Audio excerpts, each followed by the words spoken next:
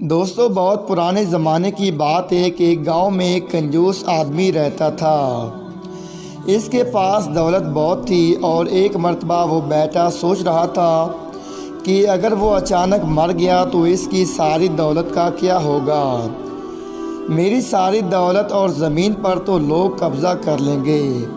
اس خیال کے آتے ہی اس نے اپنی ساری دولت جمع کرنا شروع کر دی، یہاں تک کہ اس نے اپنی زمین بھی بیچ دی اور اس رقم کو سونے کی سکوں کی شکل میں جمع کر لیا اور اپنے گھر کے صحن میں دفن کر دیا، اور اس خیال سے مطمئن ہو گیا کہ اب اس کی دولت کو کوئی بھی خرچ نہیں کر سکتا۔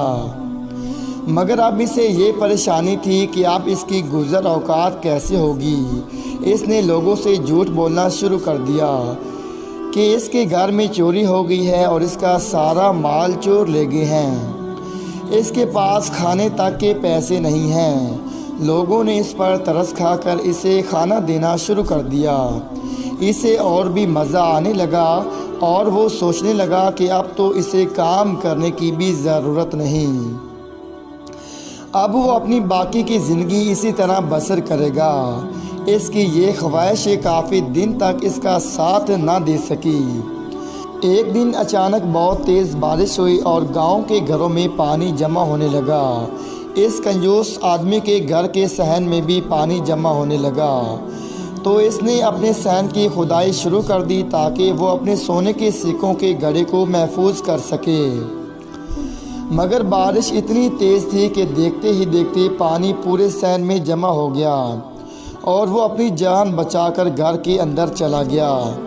جب بارش کم ہوئی تو وہ صحن میں آیا اور آ کر کیا دیکھتا ہے کہ جہاں اس نے وہ گڑھا دفن کیا تھا وہ اب کچھ بھی نہیں تھا۔ وہ روتا ہوا ادھر ادھر پھرتا رہا مگر اسے وہ گڑھا نہیں ملا۔ وہ تھک کر واپس آ گیا۔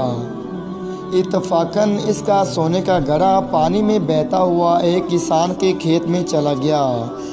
کسان اس وقت کھیت میں کام کر رہا تھا کہ اس کی نظر جب اس گڑھے پر پڑی تو وہ بہت حیران ہوا اور پریشان بھی ہوا۔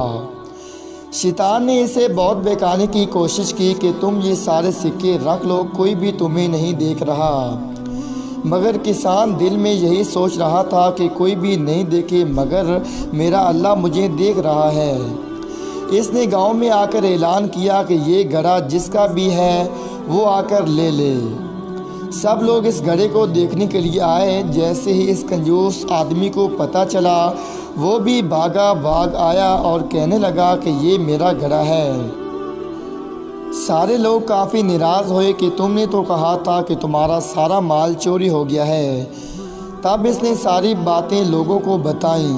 سب نے مل کر یہ فیصلہ کیا کہ اس گڑھے کے آدھے سکے اس کسان کو دے دیے جائیں۔ جیسے ہی اس کنجوس آدمی نے یہ سنا کہ اس کے آدھے سکے کسان کو دیے جائیں گے، اس کا دل اس تیزی سے دھڑکنے لگا کہ اسے دل کا دورہ پڑ گیا اور وہ اسی وقت مر گیا، اور یوں وہ سکوں سے بھرا پورا گڑھا اس کسان کو مل گیا۔